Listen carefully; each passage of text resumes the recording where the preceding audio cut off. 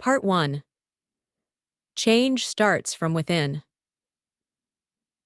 Sometimes that change is an emotional connection. Sometimes it's a mental perspective. Sometimes it's a spiritual awareness. And sometimes that change is a physical one. Any of these types of changes can be for the better or for the worse. When one person makes a change, for good or for ill, that change affects all those around that individual, and therefore it changes those people.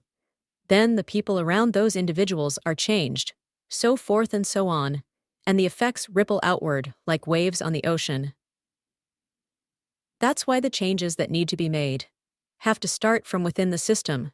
The people that apply to be an officer of the law need to be just that, an officer of the law. But not just an officer of the law, the applicants need to be servants for the people. The applicants need to be willing to stand up and do what's right, and just for the people. I know that seems a bit naive, but that's the change that needs to happen from within. We need officers willing to help people, not officers wanting political power, or officers filled with hurt and hate, or officers filled with apathy, who only became an officer for an adrenaline thrill and a paycheck. Right now, almost 50% of our officers have been indoctrinated to accept violence as the go-to method for dealing with any and all situations. They've been indoctrinated with the idea that it's either kill or be killed. That sort of ideology plants seeds of fear and doubt in officers, even the good ones. Those fears and doubts lead to bad judgment calls in the field of duty.